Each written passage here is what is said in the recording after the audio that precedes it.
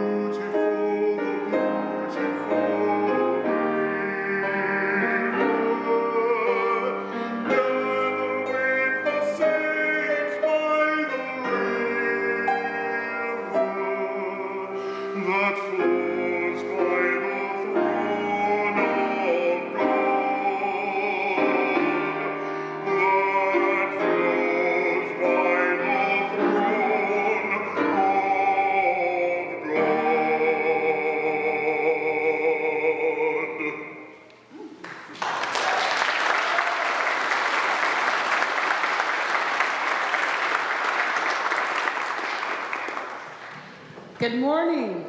Good morning. And again, welcome, beloveds. I'm Reverend Amanda Weatherspoon, and what a joy it is to be together again. We come into this time and this space with the fullness of who we are, not seeking perfection, but creating connection. And we find ourselves yet again at the start of a new month. Our theme throughout this month of December is awe and wonder, and how fitting that is for this holiday season.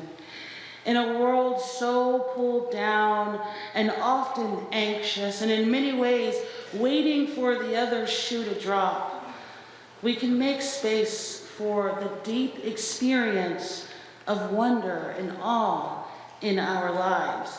And here in this space, throughout this month, we'll explore just that. So this morning, we light this chalice for the season of light, even in the midst of darkness. May that darkness hold us and nurture us, and may we create spaces for the light to shine right on through. Come, let us worship together. And in that spirit of the light shining right on through, you are now invited to rise in body and or spirit, to turn and greet your neighbor.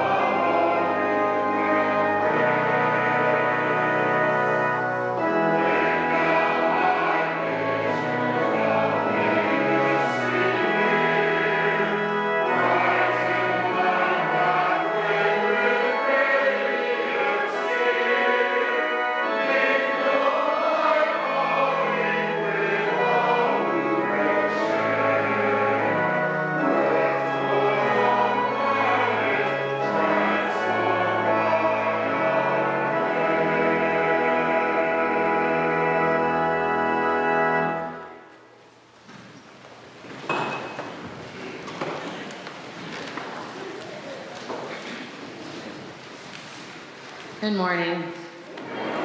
I am Paula Gribble, Director of Lifespan Religious Education. My pronouns are she, her, and I'm happy to be with you this morning. I've been thinking about how things work. Like, I wonder how things work. Do you wonder sometimes how things work? Were you ever in awe about something that seemed to have no explanation? These are the things that make us say, wow. Say it with me. Wow. And maybe we learn how they happen later, and maybe we never know. Either way, there's so many things in this world that can be amazing and make us say or think, wow. This morning, I want to invite you into the space of wow, a space that doesn't have to have reason behind it. Just stick with me in that sense of awe and wonder. Like airplanes, for example. And I mean the big ones that we travel on to other places. Airplanes are huge things, made of metal, right? And they can weigh around 400,000 pounds. 400,000, and some of them even more. And yet, they fly in the air. Now just let go of the science and the physics of it all. And just sit in the wonder that something that can weigh 200 tons can float in the air like a bird. You know what that makes me want to say? Yes, exactly. And what about food? Food is the stuff that grows in the ground or on trees or other places, and we figured out how to keep growing it and harvest it and cook it. And then when we eat it, it helps our bodies be strong and grow too. Somebody figured that out. Somebody figured out ginger and broccoli and eggs. I mean, come on, eggs. And now we eat roots and plants and pods and eggs and potatoes. Potatoes. So many ways to eat potatoes. Name me a few potato ways. French fries. Mashed potatoes. Au gratin. Chips. Baked. Yes, see? That's just one of the kinds of food. How does the simple thing, the potato, grow in the dirt, in the ground, and turn into so many delicious things that we can eat? You know what it makes me want to say? Wow. Yeah. And while we're thinking about things that grow, how about people? We start out tiny, and then we grow into these whole bigger people. We have parts that can bend and turn, and parts that don't bend or shouldn't bend. And sometimes people can move certain ways, sometimes people can't move those ways. Sometimes we can see and hear, and sometimes people can't see or hear. Some bodies lift heavy things, and some bodies can't. And that's just outside of the people. Inside, we have so many other things that are awesome and mysterious.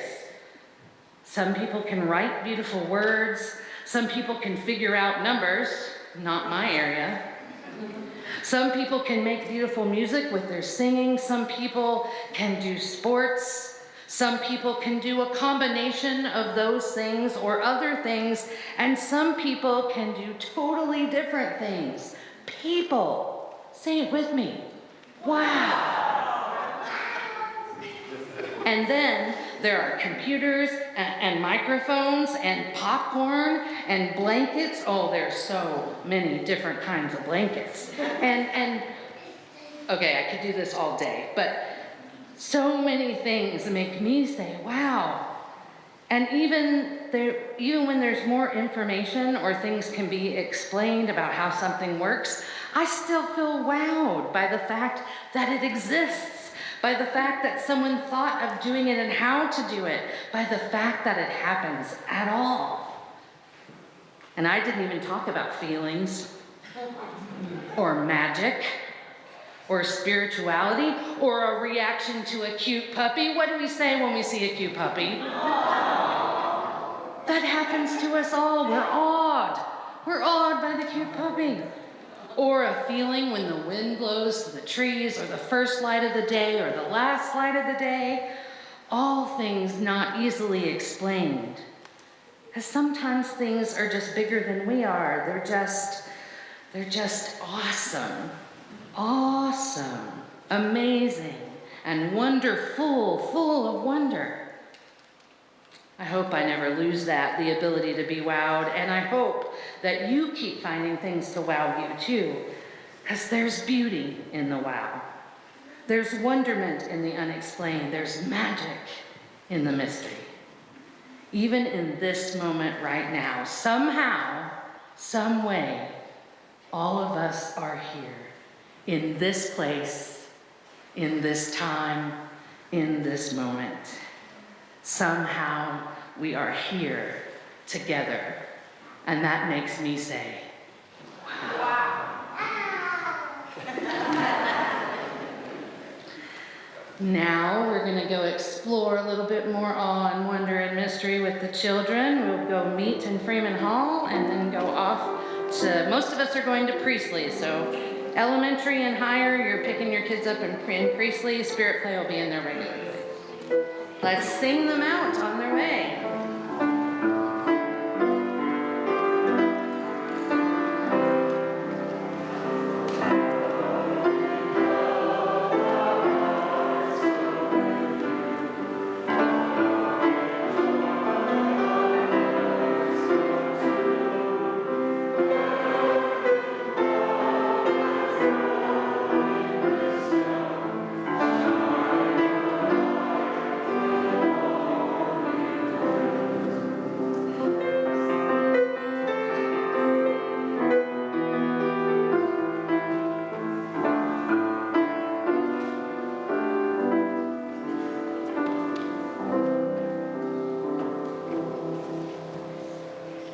Good morning again.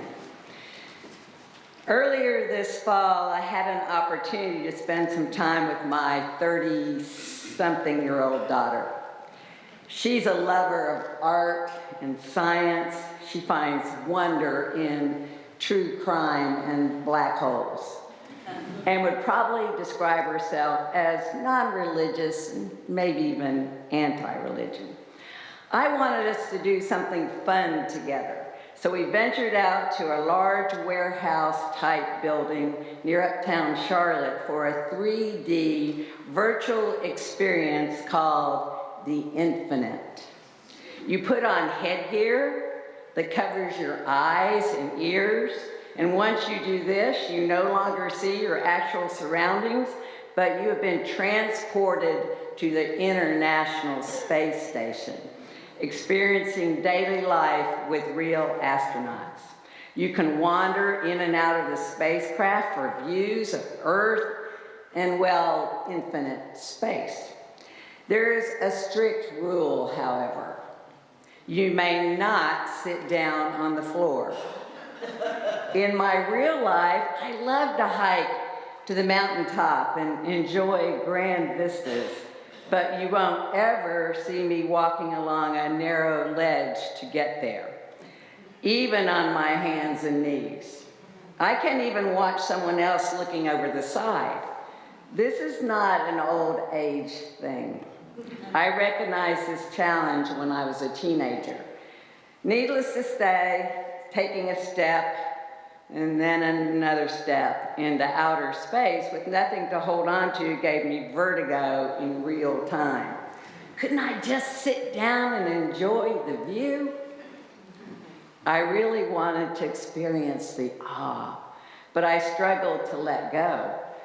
Just one more step, one more and another into the cosmos. When we finally came out into the daylight, my daughter proclaimed, "That's the best bleeping spiritual experience I've ever had. So I left feeling a special awe and wonder for her personal experience. I was happy to provide that for her and glad that I lived to tell this story. My whole being resonates with the writing of Cole Arthur Riley in her most recent book, This Here Flesh, Spirituality, Liberation, and Stories That Make Us. It's a book of contemplative storytelling where she describes a spiritual formation that comes from memories, not from creeds or doctrine, but the air we breathe, stories, myth, and a kind of attentiveness. I couldn't find a better source for awe and wonder than her words. Here's a reading. I think awe is an exercise, both a doing and a being. It's a spiritual muscle of our humanity that we can only keep from atrophying if we exercise it habitually. I sit in the clearing behind Wisewood, her home, listening to the song of the barn swallows mixed with the sound of cars speeding by. I watch the milk current through my tea and the little leaves dance free from their pouch. I linger in the mirror and don't look away. I trace the shadows hugging my lips and don't look away. Awe is not a lens through which to see the world, but our sole path to seeing. Any other lens is not a lens, but a veil. And I've come to believe that our beholding, seeing the veils of this world peeled back again and again, if only for a moment, is no small form of salvation. This is the life I want to experience, not one of grandeur, but of noticing the little things that we all have access to if we're paying attention. A couple of weeks ago, I set off for church, one of my spiritual homes, driving here without any expectations, just hoping to park in my usual place that would give me an easy exit home, hoping I'm not too late to walk through the front doors. I made my way down the sidewalk between the trees toward the building, as I have done for 50 years or so. This time, I had to stop. I really had no choice, as I was confronted by something new and different, a tall, beautiful, yet-to-be-named sculpture. I was in awe. I was in awe of the yet-to-be-identified artist who had created this work that spoke to me. How many times had I walked in the woods and hugged a tree? Literally, or taken photos of friends hugging trees, or children up in trees, or told stories about the oak tree that was grown from an acorn by a neighbor and planted in my yard 40 years ago. And those thoughts led to more wonder. What was the story behind our new sculpture? Last Sunday, my questions were answered by our member and artist, Charles Pilkey, as he described the story and sacrifices of the tree huggers, giving it new meaning, but not diminishing my own memories. During that same Sunday service, I experienced a different kind of awe as our children's choir, small but mighty, sang beautifully and with all their hearts. When children join us in our sanctuary, we are gifted with a few moments not to take ourselves too seriously. Cole Arthur Riley reminds us to find ourselves in the freedom of a child, not to distance ourselves from the delight of our youth, not to become prone to disillusionment. She says, wonder and beauty are not precise cures for disillusionment, but they certainly can stave off despair of it. She continues, to reclaim the awe of our child selves, we might need to recognize that the path to wonder is not sophistication or intellect or articulation. It's a clock wound backward. When I set upon the task of writing a reflection about awe and wonder, I realized how difficult it is to describe because it's all so personal. How many times have I taken a walk with someone and assumed that they would appreciate the way the light hits the top of the trees, or that painting, or that music, or that they would enjoy a little story that I told that had special meaning for me. Like a time during the last week of October. Could that be only a month ago? After hundreds of postcards had been written and some of us had plans to work at the polls, we had this nervous energy bottled up with hope and joy and dread and maybe a little afraid to feel at all. It was a late afternoon after Tim and I had set up our campsite at a state park on a South Carolina barrier island. He decided that this would be a good time to kayak from the end of the island with the tide up the river away from the ocean. The timing would be perfect as we could see the sunset on our return after the tide began to shift. We set off from the fishing pier. The wind was a bit challenging, but we had the tide in our favor as it carried us toward the marsh. It wasn't long before we caught sight of dozens of dolphins playing and fishing and learning from their mamas. I was mesmerized by their antics, so in awe of this scene that never ceases to surprise us. I wasn't aware of being carried closer to them and farther away from our starting point. I needed to be reminded that the sun would be setting on time and that we had the wind to contend with. This is when I'm put to the test. You can't stop paddling if the wind is not with you. Okay, maybe I could turn to look at the gorgeous sky and forfeit a few feet of progress. But you have to really dig in and dig deep to get back. You're kind of alone as your partner is struggling to do the same. I don't generally choose risk to test my strength, but I remind myself that I've done this before and I can do it again. We can do it. Cole Arthur Riley provides me with this final aspiration. My faith is held together by wonder, by every defiant commitment to presence and paying attention. May it be so. Please remain seated for our next hymn, Dark of Winter, number 55 in the gray hymnal.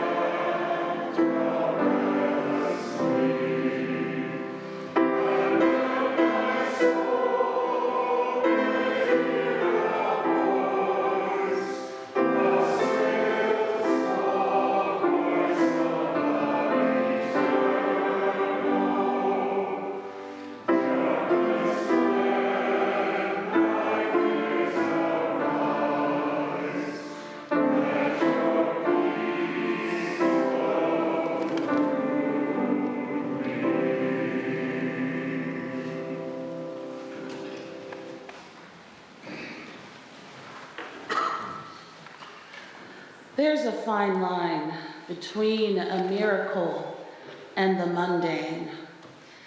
Nature and magic, they live so close to one another that it's hard to know where one begins and the other ends. There's not much between us and the eternal, lasting mystery weaving its way through our lives.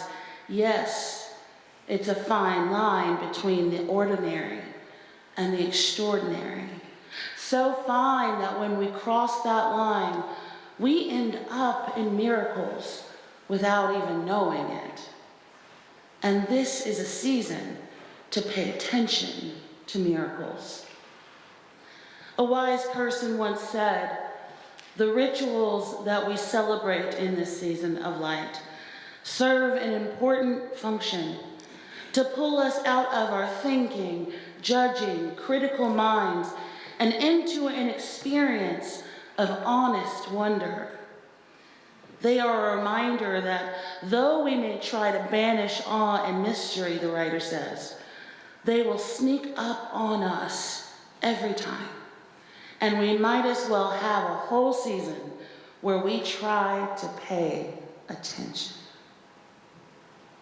There's something about December, the first true winter month, the last month of the year, a month that holds so many traditions and celebrations and reverences, and a month which is highly commercialized and oversaturated with demands on our time, our wallet, and our attention. Remember when Black Friday used to start the Friday after Thanksgiving? Now I think it starts sometime in October.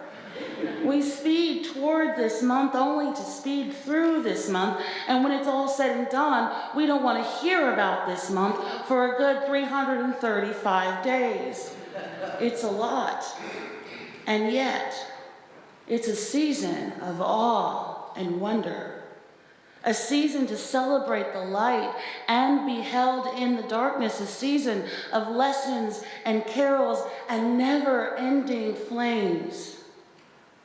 A lot of sacred stories are told in this season, and throughout this month, we're going to hear a lot of them. Stories of heroic acts and deeds, of ordinary people, stories of miracles seen and unseen, told and foretold, stories of hope and longing and joy, stories of our own, and stories that live in the bones of this world. But these are more than stories. They're invitations into the mystery, into the unraveling and the weaving and the creation and the transformation. And these stories are also challenges, good spiritual challenges to take on in this season where our attention is pulled and pushed to the brink, even if it's a simple invitation to slow down and to let the miracle unfold. But it's never that easy. As good as that sounds, it's never that easy. Now, we could go down the rabbit hole of what a miracle is and what it isn't and where it comes from and if those stories are really true or accurate. But what I wonder more deeply when it's all said and done, what do you do with a miracle?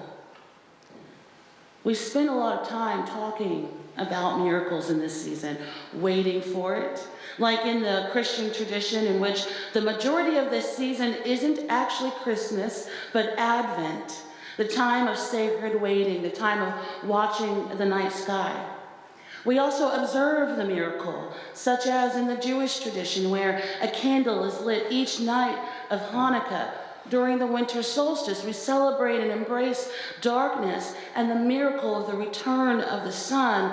And even during Kwanzaa, we give thanks for the power that we hold within community and family. We approach miracles from all of the angles, but what do we do with the miracle after the fact?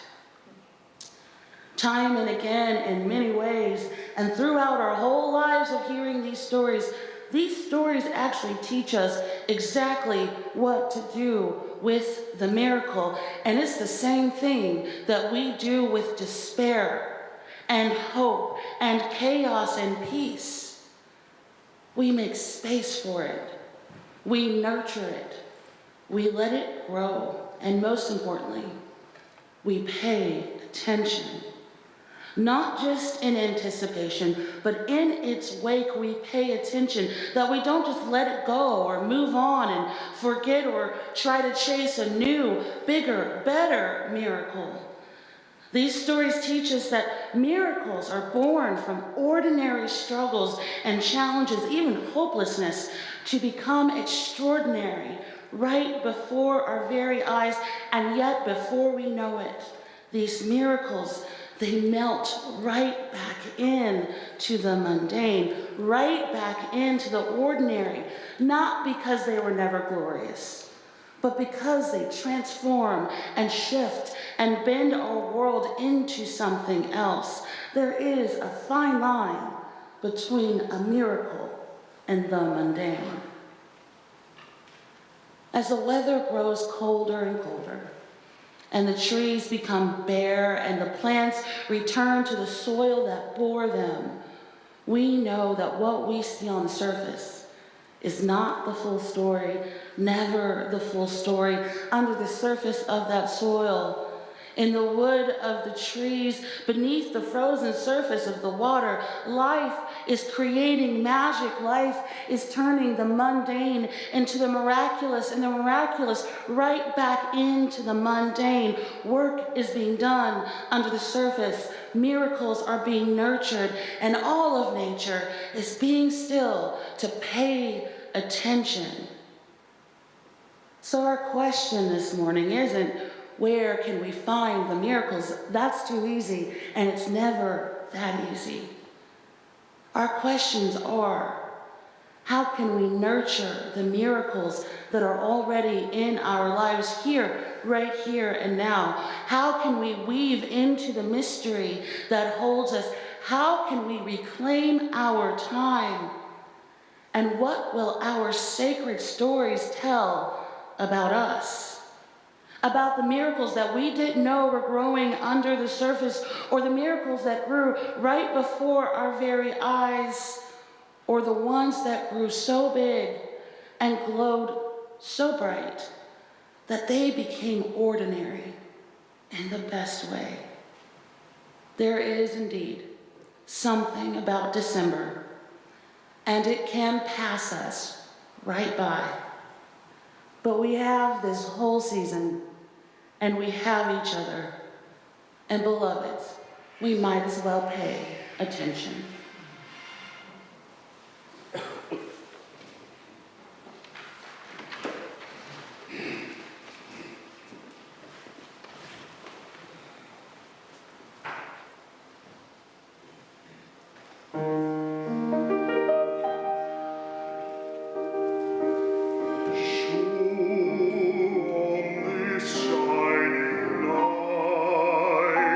Of stormy shadows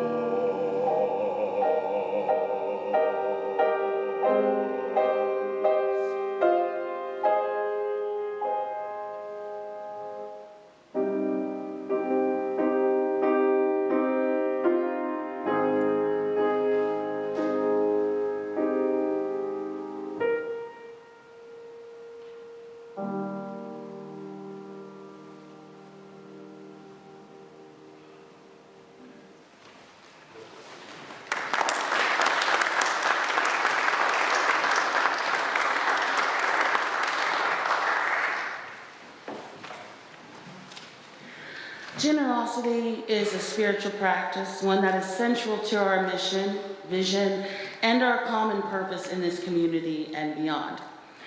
Share the Plate is a practice of this congregation in which half of our month's offering is given to a community organization whose mission and vision and values are in alignment with ours. Although we give as generously as we can, Share the Plate is about more than giving alone. It's about building partnership and being a part of the vital work that is being done all around us in this community of Charlotte. And I'm really excited about the organization that we'll be partnering with throughout December, and even more excited to invite you into a challenge with me. But first, let me share a bit about this month's organization, Charlotte for Choice. Charlotte for Choice is a nonprofit 501c3, all-volunteer-ran organization who fights to keep abortion safe, legal, and accessible for any human being who seeks abortion care. They provide on-site clinic support with volunteer clinic escorts and clinic defenders, and additionally, they educate the local government and the general public about the challenges faced by those seeking abortions locally, nationally, and internationally. Charlotte for Choice provides support and care to local independent clinics in Charlotte, and the need is increasing by the month. With so many attacks on reproductive care and attacks on choice, people are coming to North Carolina for abortion access and care from states all around. Since 2022 and the overturn of Roe versus Wade, nearly 2/3 of patients coming to Charlotte for access are from out of state, with appointment requests having increased by 53%. Also, since 2022, Charlotte for Choice has encountered over 43,000 anti-choice protesters outside of the clinic, and these are well-organized groups and individuals. Next week, we'll be welcoming the executive director of Charlotte for Choice, who will share more information with us about the crucial and critical work that is being done. So here's where we come in. I've committed $2,500 for my minister's discretionary fund, with a challenge for this congregation to match it throughout the month of December. In addition to our weekly Sunday offering, we'll be taking up a special collection on Christmas Eve for Charlotte for Choice. And all that we collect and all that we give will go directly towards patient care, directly to those who need it most. Let's not only make an impact, but let's make a bold statement to each other and to this community that we show up for choice. You can learn more about Charlotte for Choice on their website. You can come next week, and also throughout this month, you can give. You can give to this offering at our website. You can give by scanning the QR code. You can text to give. That number is 73256. Or you can give right here as the basket passes you by. However and whenever you give, know that this is how we live our values in this life and in this world. This is how we show up for our community and for the attacks on progressive values that are happening all around us that only show to be increasing over the next several months. While this offering is collected, you're also invited to come forward and light a candle for the joys and sorrows of your heart. As the baskets move forward and as the music plays, please give from your deepest values in your hearts as you are willing and able.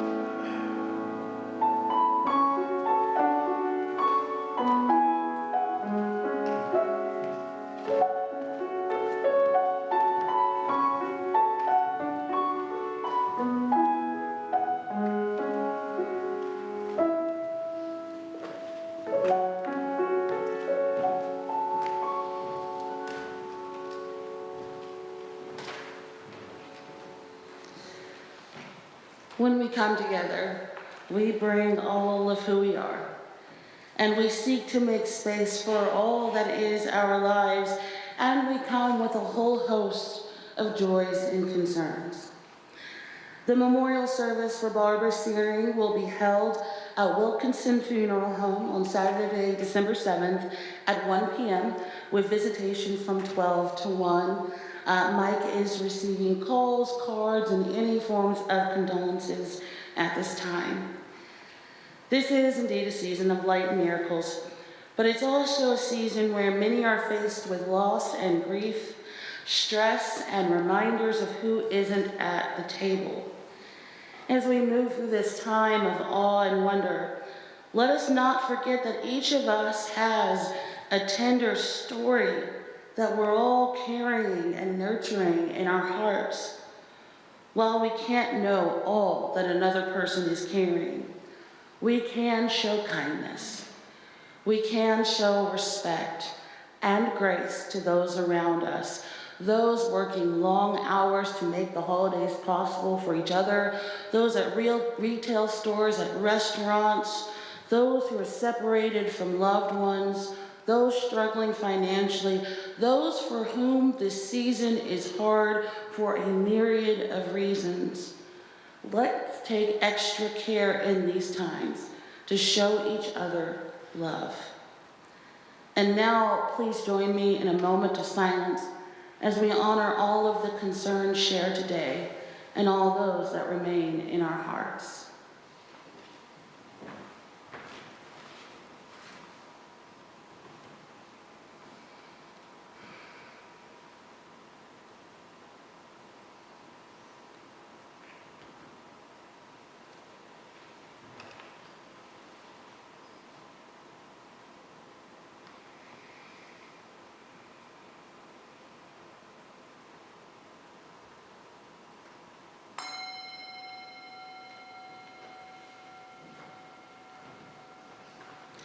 Won't you join me in a moment of contemplation, of stillness, of paying attention, and of prayer? Perhaps closing your eyes or lowering your gaze. We call forth the presence of the Spirit of life into this place and into this time made holy and sacred by each one of us. In these times of darkness, may we remember that darkness need not be a bad thing, but something that holds us, that fosters our creativity, that nurtures us and lets us grow in stillness. And in these times of light, may we remember that light only illuminates that which is already there. Spirit of life, may we have presence of mind and heart to see and encounter what is already here among us.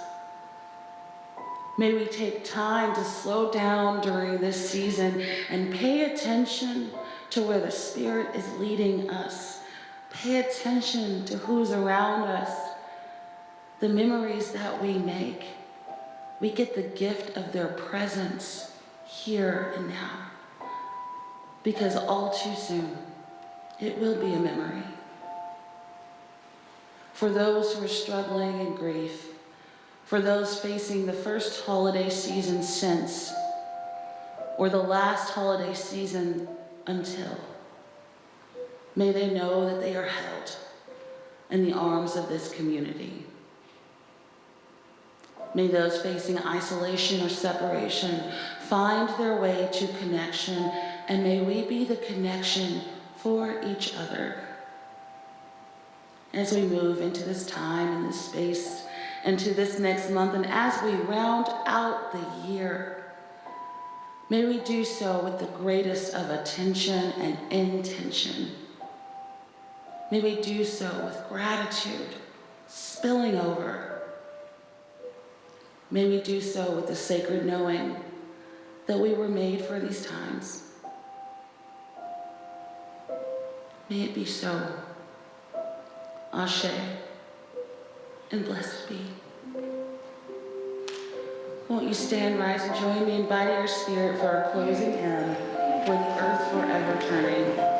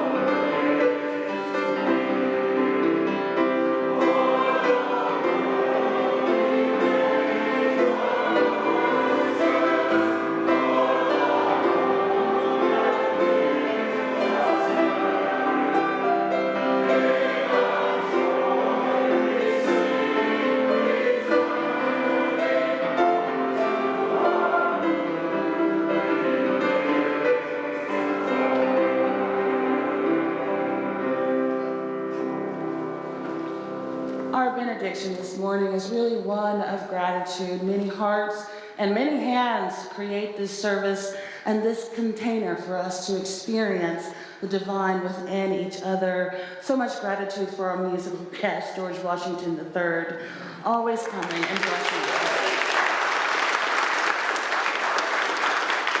So much gratitude to those in our tech booth, making sure that we are illuminated and amplified. And gratitude for one another, for this space that we create together each time we join, not in perfection, but in connection. As I toss my jewelry off the stage, please join me in our closing words as we extinguish our candle, our flame. We extinguish this flame, but not the light of truth, the warmth of community, or the fire of movement. These we carry in our hearts until we are together